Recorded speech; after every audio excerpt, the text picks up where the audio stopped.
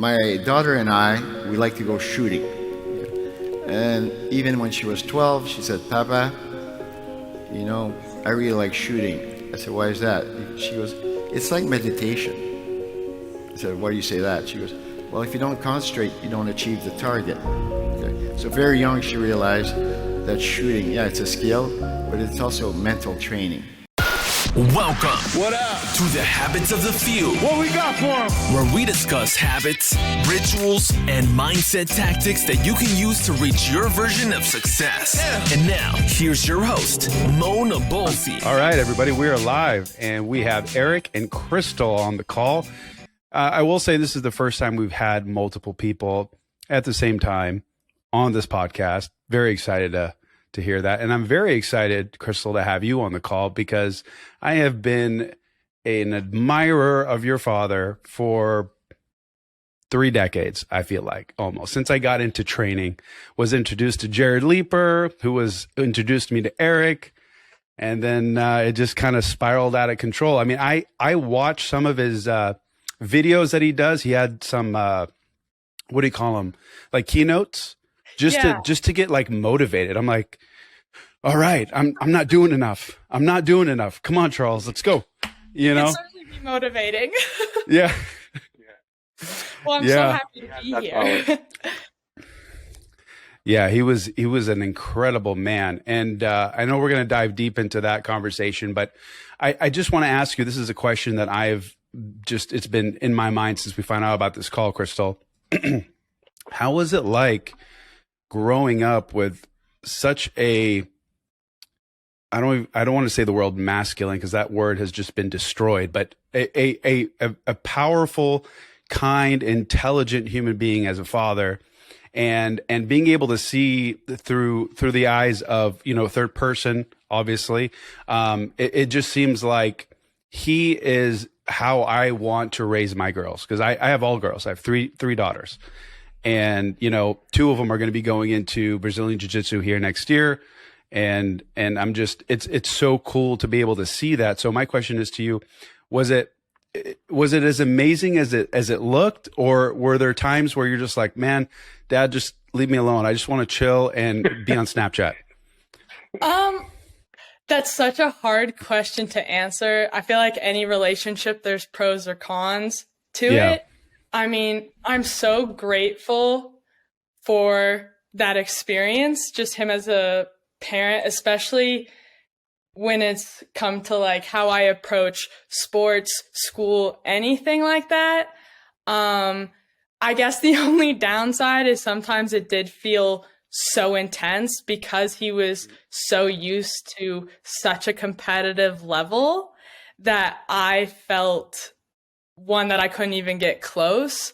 And I guess he was so amazing to be around, but just because of that, I felt so overwhelmed a lot of the time, especially with the people he introduced me to, because then I would find out what they did and I would just be like a little kid, but I'd so badly want to be at that level and understand everything they were talking about, which in reality, you just can't do it that age, or even probably to this age, I wouldn't be able to keep up with my dad.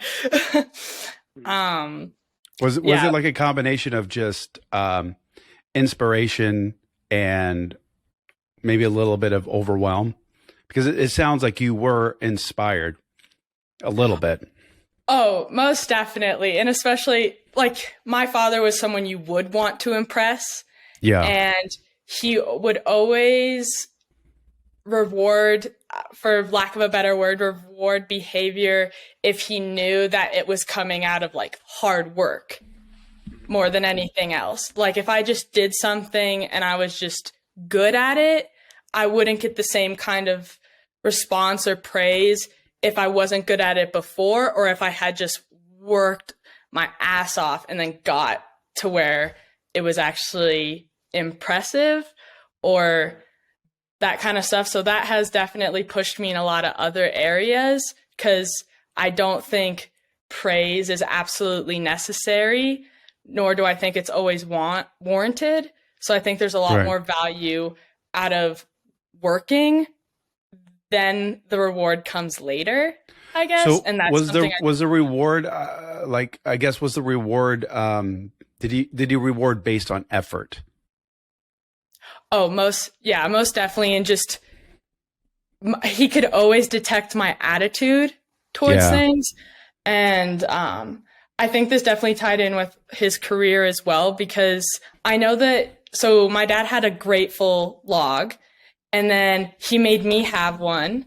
And I know that a couple of his athletes, also had one. So I think that made me reflect on my attitude in other ways. So I think just kind of the reward from him was just how he perceived me, and if I was approaching things with the right attitude. Because if I didn't, he would notice straight away. Yeah, I find that interesting, and also because I've heard things from the perspective of like Eric's, being a strength coach. Like I've heard stories from, people that have been close to him where he has been beyond generous, and like the humility behind his actions, and just the fact that he just wants to see people succeed. It's so funny, like, the formula is like, you want to make $1 million, well, solve 1 million problems or help 1 million people. And it's like, he truly, for me, he exemplified what I truly believe in, which is the law of reciprocity. And I just, it's so cool to see. But Eric, I was curious to know, like, your perspective as a strength coach. You gave me a story where he was, you guys were working a lot together, and the things that he was able to help you throughout your career, as a strength coach, but also as a business owner, as an entrepreneur. Would you mind just kind of sharing a little bit more about that?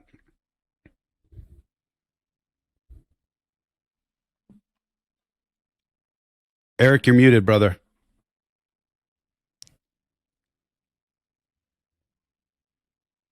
I know it's late. Come on, old man. I do it all the time, so it's okay. Hang on, let's see here. Yeah, you muted yourself, so I cannot unmute you. This is why we record. This is okay. It's okay. That's all right. Do you see on your screen a little mic button? Do you hear me There now? we go. What's up, senor? Okay. All right. Sorry. All right.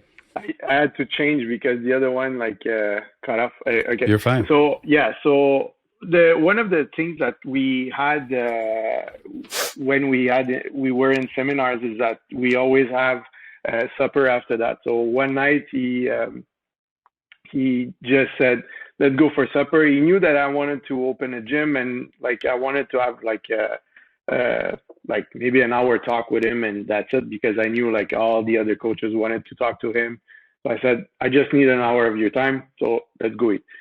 All right, so we went to eat. So we stayed there more than 2 hours, and he gave me everything. But the thing is that we were in it was a chicken and fries place, very ordinary, but we had paper towels for your to put your dish on. Okay, so all the notes were on that, but I'm sure Krystal, how he writes, so it's it was I had to Chicken scratch. I knew everything that was written in there, but if I was show it to you, it was like a dirty plate and wouldn't look nice. But I still have that paper. But everything that he told me on that night, I did. And that's why now I'm working. I just opened up my dojo as well. So it's it's growing and it's growing. I'm a bit more on the patient side. He wasn't, but we reach a certain point. But it's it was really, really helpful for everything I did, because that's mostly my second gym. I had one with him. It was called the Poliquin Performance Center in Montreal, a while back. And he also showed us a lot of business sense with the everything that has to go with the gym, the equipment, how to do packages, and everything that is related to business with gyms and all that. And I still use what he showed me today, and I think it's if not more than 90% of what I'm doing now is because of what everything he showed me before. So it was really helpful. And like when I do the internships with my students, I do the exact same thing. That's what I want to share, because that's how it changed, like how I see business, how I'm gonna deal with clients as well. Because every detail that I do with the evaluation, I learned from him. Like I've reached out to all the other coaches, and I've learned from many coaches, but like I can honestly say that I run with most of the things that he showed me before. So it's still valuable today. And when I do internships, that's what I share with my students. That's great. I want to ask you both this question. It just popped in my head. You know, being in the space that you are and being who you are and who you were raised by, what's your take on I'm trying to make something very generic, very specific. The industry as a whole, the health and fitness, the strength community. You know, I in another life, I was in the advertising space for 2 decades. It's what I did. And I worked with a lot of people, and some of the people that I worked with were, you know, personal trainers and gym owners and things like that. Now we live in a world where the health and fitness community is incredibly saturated with, you know, showcasing a physique that dictates whether or not you will be generating business and creating a brand. And it's almost like the reversal. Whereas how I was raised and what I've seen and what you guys have seen is that you develop the skill, you have the knowledge, you develop the expertise, and you put in the hours, you put in the time, and you really refine that. And yet people are almost dissuaded from that versus the outside of like maybe like the elite athletes, right? You know, like the what is it? The Sean, the strongman, I forget his name, Sean, Brian Shaw, like the Brian Shaws of the world, Hafthor Bjornsson of the world, you know, Eddie Hall, things like that, where they would hire someone with a tremendous amount of expertise and knowledge, like a Charles Poliquin, like a Coach Eric, you know what I'm saying? And, but unfortunately, because of social media, because of where everything has been heading, especially in a platform like TikTok, where it's microdosing information, and most of that information, it's just like, hey, I'm going to rub my abs and I'm going to show you how to make a 6-pack. And, you know, without understanding that, well, this guy may be on anabolics and he has no knowledge, has no efficacy, no experience whatsoever.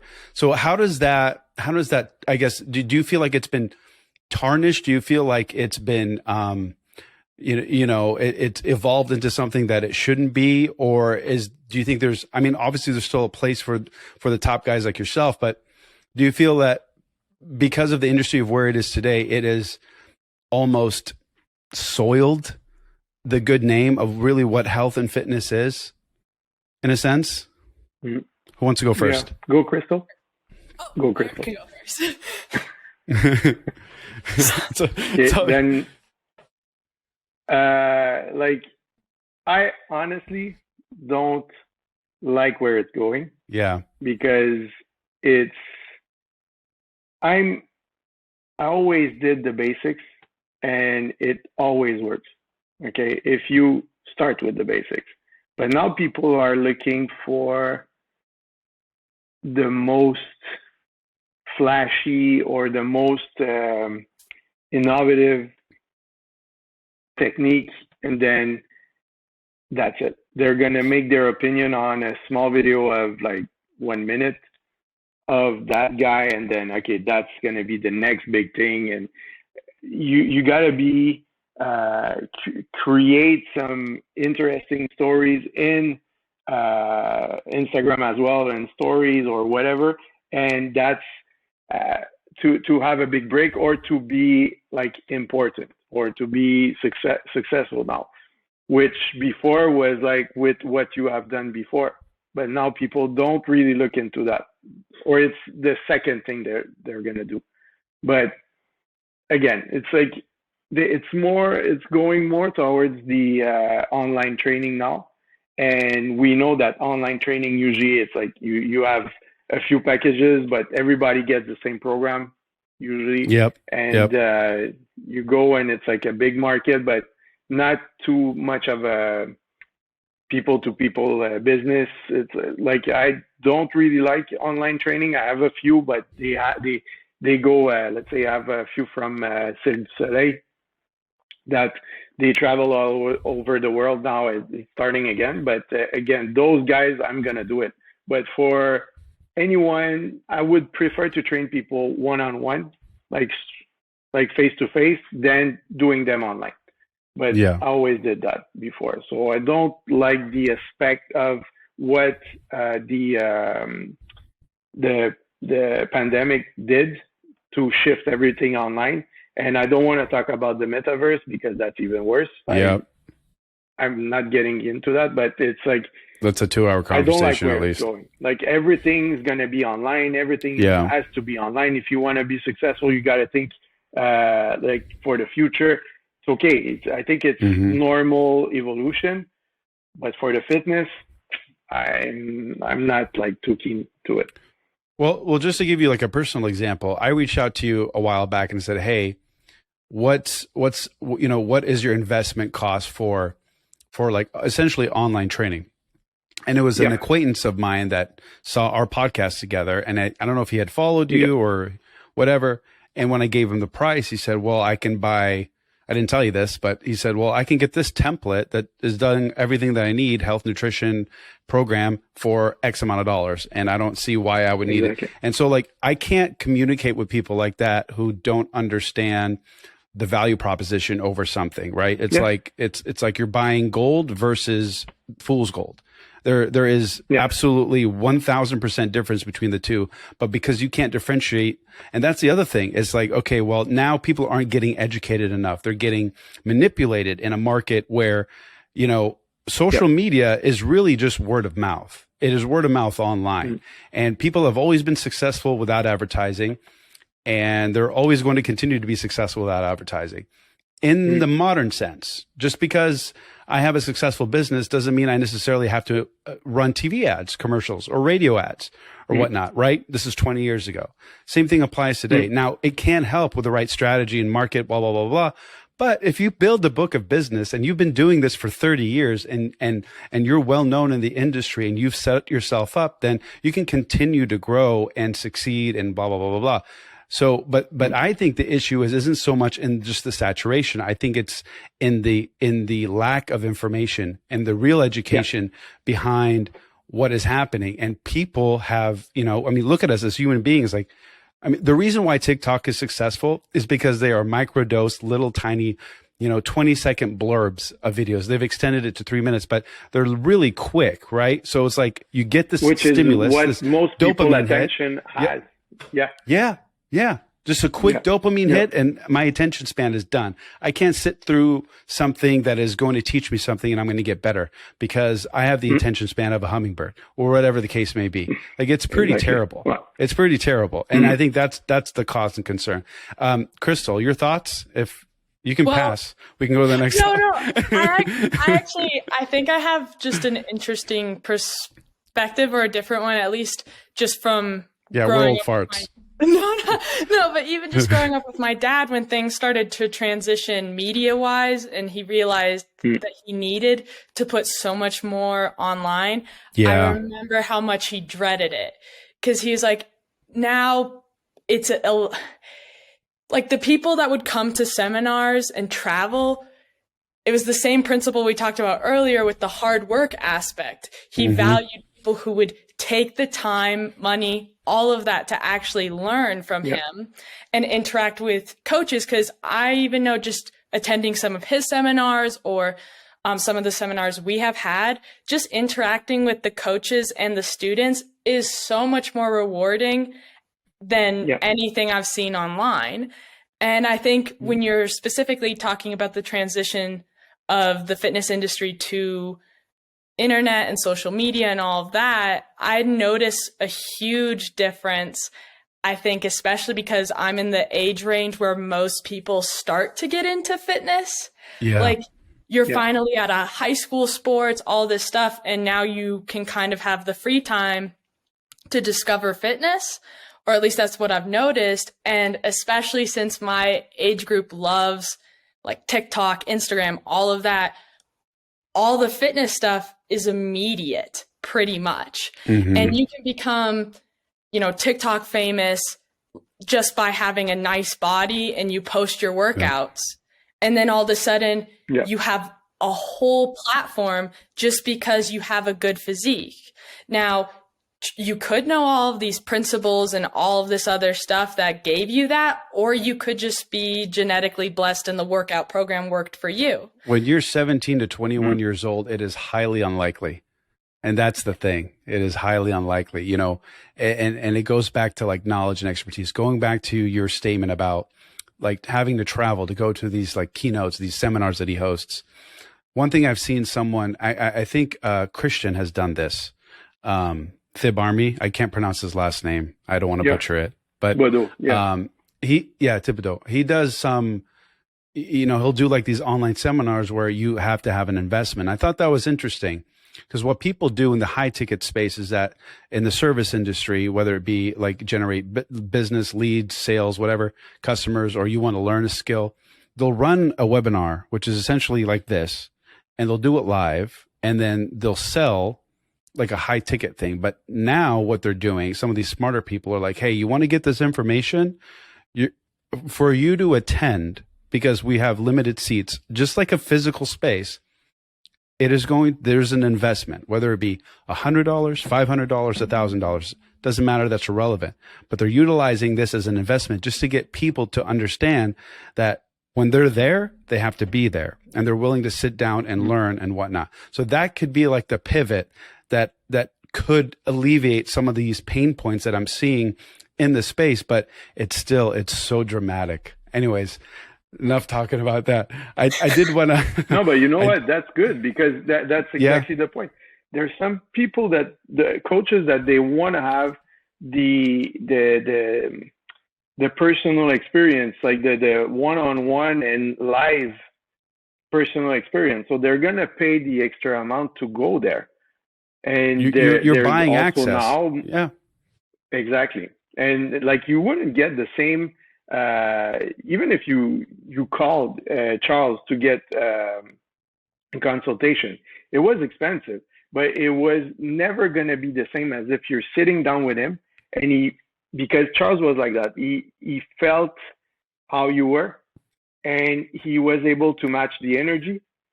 And that's one thing that like I really respected of Charles, is that he was able to take the information and then give it to you the way you need it. Yeah. So maybe it was I actually advanced. Yeah. Yeah. I actually noticed that on the Tim Ferriss podcast that he did with him. He did exactly what you just described. He matched his energy. And the other thing that I noticed is that when he's around an expert in their field, he completely honors and respects that. He doesn't try to take that away from them, which is so huge. Yeah. How many people come into an interview thinking they're just hot shit? Hey, I'm Mr. Know-it-all. I know everything. I'm the bomb. I'm influencer person. It doesn't matter what field of study they're in or expertise that they're in. So I totally agree with you. Speaking of the Tim Ferriss interview, at the time when podcasting was still in its infancy, that was one of the largest, most played, downloaded interviews of all time. Like of all time. Like it's insane. And the fact that it was with a strength coach, which is very niche specific, you know what I mean? About the industry of health and fitness and nutrition. But like, again, your father, the way he articulates and his humor, his little, what I call like the little dark humor, which I share, because, whatever. I find incredibly hilarious, incredibly entertaining. It's just, I wish he would have done more of these interviews, these podcasts. I wish podcasting was what it is now, when he started, maybe even 10, 15 years ago, because I think the world would have, gained a more, gained a better understanding and perspective of what real strength and fitness and nutrition really should be. Not to say that he was the pinnacle, but in my opinion, he was. Like, and I mean that. I like Krystal. I don't care if you're here or not. I'll block you out. I'm telling you. I think Charles Poliquin was the freaking man.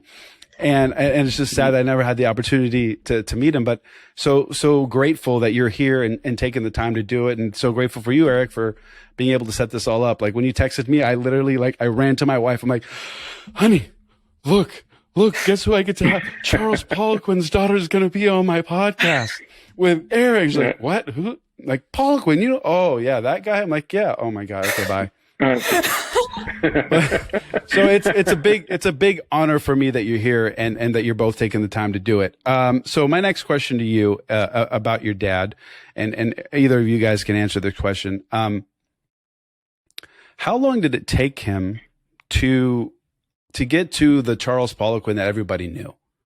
Like how much study? Because all I heard and all I watched of him was essentially like beating science to the game, beating tests and studies to the game by actual application, like being in the field, which is so underrated. And I think people, you know, they take that for granted. They think if it's not researched and has been studied drastically, then it's not applicable or it cannot work. But that's what he was known for. I mean, he literally like created things before they were even created or tested and proven. So, like, what are your thoughts about that? Like, how long did it take him to get to that point? Well, my dad, one of his biggest principles was that you could never stop learning. Like the whole time I was growing up, he was always learning something new or always reading something else. And it wasn't just from one specific field. And I think that's what helped with his just vast amount of knowledge is he wanted to produce the best results. And fitness isn't just limited down to like how much weight you can lift. Like he would study acupuncture. He would study just everything he could to have the best understanding of the human body. And then he would read psychology because that has a lot to do with how you train an athlete, all of this stuff. And then he just kept chasing the results. So with whatever new knowledge he learned, he would just try to think of how to apply it because everything and then if you think about studies, I mean, new studies are always coming out. Stuff that used to be the fact can change with new research, new results, all of that kind of stuff. And I think he carried that with him when it came to his own knowledge. He knew that he needed to keep it up to date and to keep growing, or else what was it worth? Yeah. No, totally. Absolutely. I think he had this ability where it was like almost absurdly confident in his ability and in his knowledge and in his expertise, which I find so admirable. And people could look at it and be like, oh, he's just arrogant. He's not, because arrogance is talking the talk, but not being able to walk the walk. You know, it's not being able to back up the things that you're actually saying, doing, etc. So, what about you, Eric? Like, when do you think what was the thing that really stuck out to you with Charles in respect to some of the modalities that he was able to apply, you know, early on, you know, prior to being verified by science and testing? It's what I've learned the most, and what I still use with clients is his ability to read people.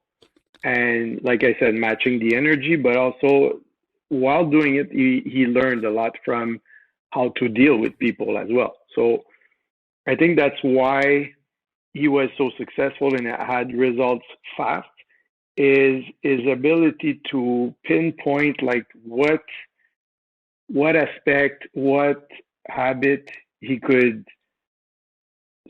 like tweak or change without much effort. About the client or the athlete? The client or athlete is the same, but as soon as he was trying to help someone, he was trying to find what's the most what would influence the most his results by doing the least. So because most people want to have results fast, so Right. what he wanted to do is to take someone, help them, but by tweaking what he knew was going to help the client or the athlete the most. So that's why all the evaluation that he did, like the CLAT test and all that, when we started, we did all the like the crazy evaluations before that, like the first one with the bench press, all the 1RM and all that. He tested it on us, like the strength coaches at the beginning. Like I think it was, man, at least 20 years ago. And when we started doing the protocols, he tested everyone on this. So he was fast to get all the data and all that. But when you went to see him or one of his coaches, our goal was to take the client, do a few tests, and start with what we knew was going to give us the most results. And I think that's why he was successful and he was so confident, because he was able to read the person in a matter of minutes. Like he was going to ask you a few questions, and then after that, okay, let's do this. But he knew so much, like Krystal said, like he was reading so much, he was able to take the information and go right away to what he needed to take, and what the client or the athlete needed to do. And that's why he got results fast. And that was the whole, I think one of his main goal was to get results fast, but that was those results were lasting. Like it wasn't just a matter of a few months; they were lasting. Like all the hockey players that he took, almost all of them went into strength coaching and coaching clients and coaching other hockey players, because the information that they got from Charles was so successful that when they told someone, they tried, got results right away. And just like that, just some simple tips like that. So that's why he knew so much that he was able to pinpoint the information right away, which was going to give the client or the athlete the best results and fast. And I think that's why I'm not that good, but I try to do the same thing. Don't sell yourself short. Yeah, exactly. No, exactly. That's it. But no, just to try and help them as fast as possible. But for example, I get a client and then I'm gonna do an evaluation. Like half of the evaluation is gonna be on nutrition, habits, and everything related to that, and the other half is gonna be on structural testing, structural balance, and all that. So with the nutrition and like the habits part, like I need 5-10 minutes, and I know right away what I'm gonna do. The rest of the 30 minutes is gonna be on how can I make them understand, and how I'm gonna be able to make them do it as like fast and understand what they're doing as well. Same thing for the structural balance in the gym and all the protocols after that. So I learned all that from there, and I think that's why we coaches, like everybody that went through Charles, learn this and try to apply the same when they're with their clients. It's almost like reverse engineering psychology. Especially, what you said, Krystal, you said they really study psychology, and I'm like, he had this talk about the 5 elements, the fire, wood, earth, metal, water, which, I think Christian is kind of taking to, his level of things, which is calling neurological profile. But so I personally study a lot to do with the brain, only because I'm fascinated, and I've had ADHD pretty much my whole life, and so I'm very dopamine driven, but I have very low dopamine levels, and so I find that very fascinating. Like when you're doing these, like these interviews and whatnot, or when Charles was trying to trying to identify this person. Do you think he was essentially doing that? Like, oh, maybe this guy is more, dopamine dominant, or has less serotonin or GABA, or whatever the case may be, like based on attention span and fidgetiness and comfort level and things like that. Do you think like he was literally doing like some nonverbal cues and some behavioral psychology, just to a basic level, right? But if for him to have such an innate understanding of humans and being able to decipher and understand that so quickly, to be able to reverse engineer that and then essentially start with the thing that's going to work best for them, like there has to be some like that's mad intuition and science combined. But also like a lot of experience as well, because like the amount of athletes that he had, he was able to take like he was able to get like the whole plethora of clients, and let's say on 100 he was able to put them in like let's say dopamine dominant, and like he was able to give you like names right away. Okay, this is that type, or he knew, like he was so fast. Memory, I don't think I knew someone that could beat him at that point. Really? So like a photogenic memory? He's like memory and just recalling, like research where, okay, I saw that, like he came to the gym and we were talking about like Krystal, our kids and all that. And then we came into research on training and new stuff that's coming out. And then he, like the name of the person who did the research with who and how and like everything related to that, he was able to do that. And it's like, it was like fast. If he didn't, it would bug him so much. Then I would receive a text like 2 hours later, that's the guy. And then, okay, that's it. So we knew like where to go. But it was incredible. His memory was like, and for a guy that read that much and was able to like differentiate that, like try to remember all that, he was able to do it. And it was very impressive. Krystal, how much did your father read?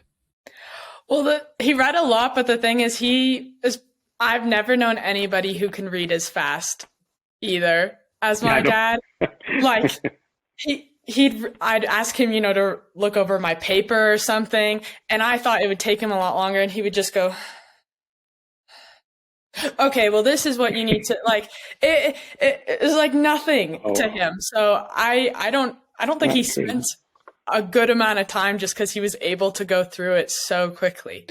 He had this little technique that he talked about where he would read on a Kindle, and correct me if I'm wrong, but he would read like diagonal down so that he could read faster, is what he was trying to describe. Is that true?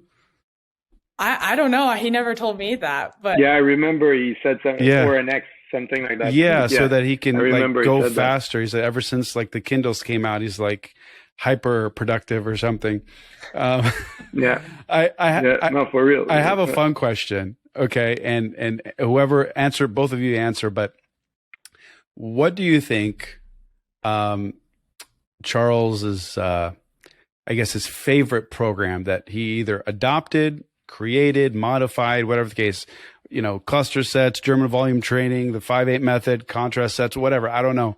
Like out of everything that he's done, I guess what was the thing that he really enjoyed the most that he was able to sustain and still found fulfillment in it?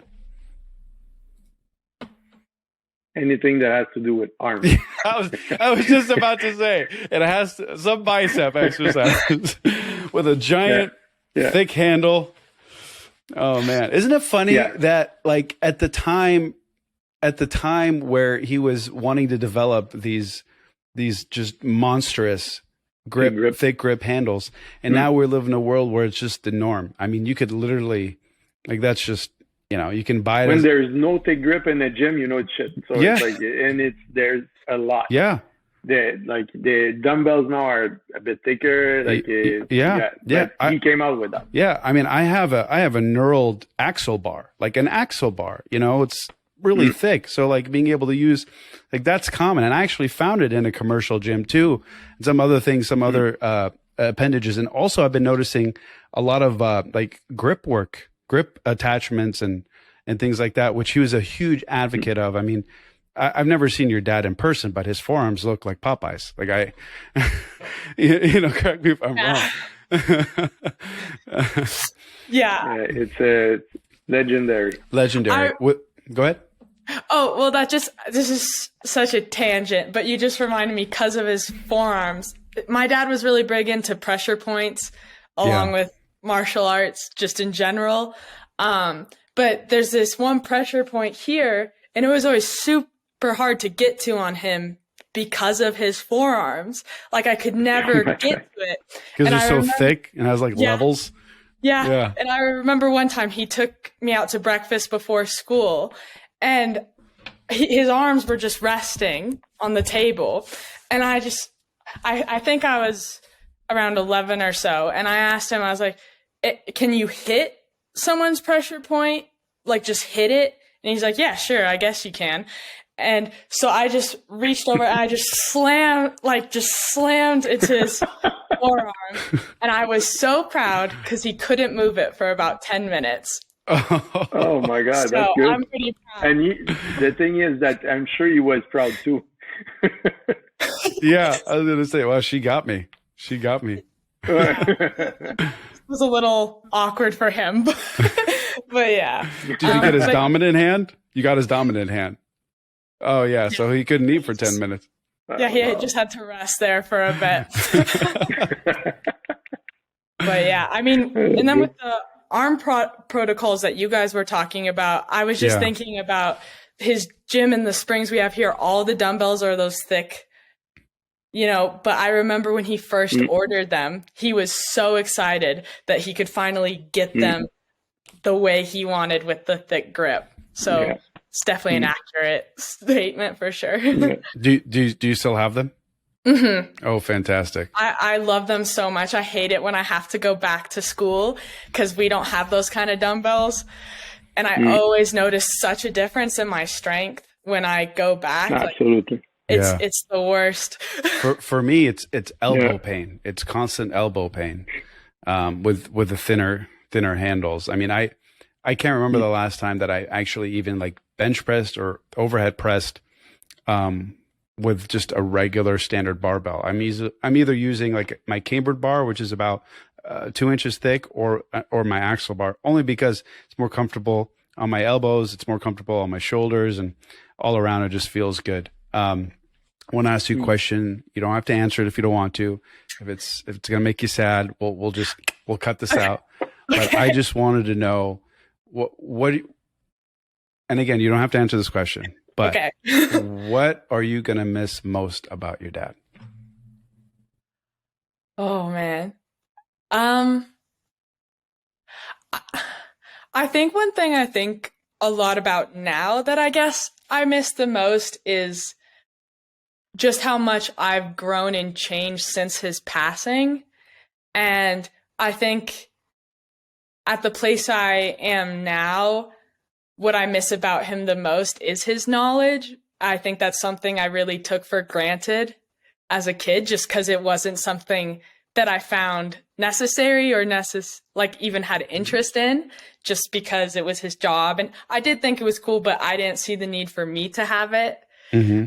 But now that I'm older, I so badly wish I could just sit down with him and just talk about everything and actually soak it all in instead of, I think that's what I would guess I would miss the most, is just having a relationship with him outside of the father-daughter. Because I think as presented by all the people in his life and just his interaction with the industry as a whole, he connected with so many people. And I do have a unique perspective, like being his daughter, but I didn't really get to see that other side of him as much.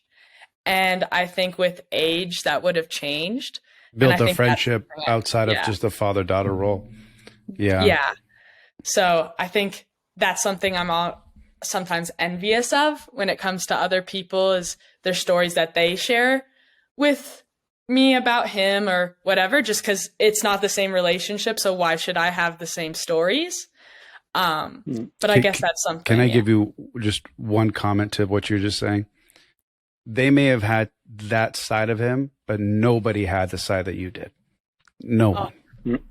Yeah. Well, thanks. And I'm not saying like, spouse or whatnot. I'm telling you, the connection that a father has with their daughter is unbreakable. There's nothing like it. And he wouldn't trade anything. Like there's just, I'm speaking as a father, and like, this is all cool and having friends is great. And those relationships are fun, but the power and the intimacy and the love and the connection is just, nobody's going to have that but you. Nobody. Oh, well, thank you. That makes me feel better. Absolutely. I go ahead, Eric. Did you have something to say? I just want to ask one more question. I know I'm good. we're running on time. Can't top that. Like that was the best question. And we'll end on the lighter term. Yeah, but like I said, like when Charles came at the gym, that we talked about our kids, and like I saw that side, because every time that we were in conferences, it was like all the jokes and all the dark humor and all that. Okay, so that's one side of Charles. But like when he came to my gym, like it's always quiet. It's like very chill, and he knew everyone there. But when he wanted to be quiet and just do a good workout, but no one's gonna come and bug him, he came to my gym, because there's other big gym in the Montreal area. And every time we went to another big gym, like every guy was like asking him questions, so it was so long for him to train. And he said, no, whatever. So he came to my gym. But every time we finished the workout, we were sitting at the front taking our shake, post-workout shake. But we always talked about 20,000 amino capsules. Yeah, that's it. Still works. Yeah, I still do. But but every time we talked about the kids, especially for Krystal, how he saw you, it's like exactly what Mo said. It's exactly that. Like he changed completely. We were like so like I can't say it how he was talking about you. So yes, exactly like Mo said. Like there's nothing like that. There really isn't. There really isn't. But Krystal, I want to end with this. What's going to happen? Like what's going to happen with your father's legacy? Where's your role in all of this? Are you wanting to have a role, or you just want to let it, kind of take its own shape? Like where do you see it going? Because I'm just really curious, and I've been so curious, and this is just a question for me personally. It's a selfish question. I guess I just want to see where it goes. I think it's hard for me to give an exact answer just because his legacy is so different than it initially started. Like Strength Sensei, it has had to go a completely different direction since my dad, which obviously makes sense.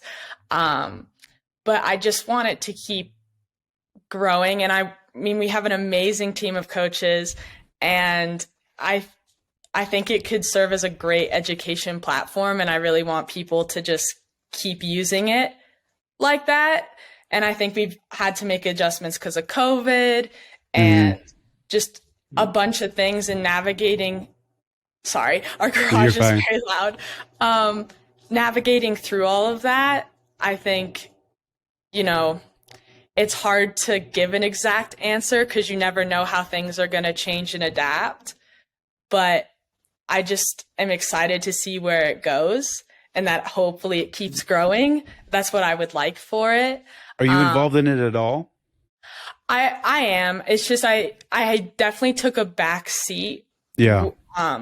Because when my father passed, I was his only, kid. And so I got everything. And I was just so incredibly overwhelmed by having his company and everything that came with it. And just out of love for my dad, I had this fear that I would disappoint or I would let it down. And so I've taken that back seat because I just want the best for his legacy and for his company. And there's so many people that I've been so lucky to meet and work with. And Strength Sensei wouldn't be where it is without, you know, everybody that's helped and come along my side. And it's because of my dad and the relationship with my dad and all of that. So I don't know, I guess I want to have a more active role. I think it's just me taking a second and separating my relationship with my dad a bit. And I think I've had a hard time with that for a while, like separating the business from my relationship with my father. So, I mean, yeah, it's taking logic away from emotion. And when the two are fused together, it can be a little difficult. My last question is, prior to all of this happening with your father, before all the unknowns and everything, prior to all of that, when you're going to school, what were your aspirations? Like, what were you wanting to do in the first place? If you had any like clear set goals. I mean, I know that's, you know, your kids, like, you know, nobody knows, but like, did you ever aspire to be in that lane that your father is in, that he created? Was that something that you were interested in, or were you shifted somewhere completely out, you know, different? Initially it wasn't my lane at all and not what I was interested in. And I think solely because it had been my whole life, because my mom is also involved in that industry. Yeah. And so everybody I knew and everyone I grew up around, that was everything. And I wanted to see, you know, before everything, what else I was interested in. And I think also I felt that it was kind of hard to follow in my father's footsteps. So initially I had interest in cinema. We have changed. I have definitely changed. And now I'm studying psychology.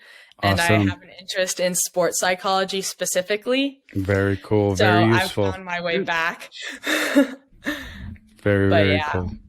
Yeah. Well, that's fantastic. I'm excited to see where you're going to go and where this is going to go and where you're going to be the next decade. Yeah. So I do a lot of work. 10% of my work is with special forces. But for example, the Canadian Special Forces have actually espoused the paleo diet. They've cut their carbs, increased their protein. I'm going to tell you later why it's so important. But the first thing you should eat in the morning, as much as possible, should be raw meat.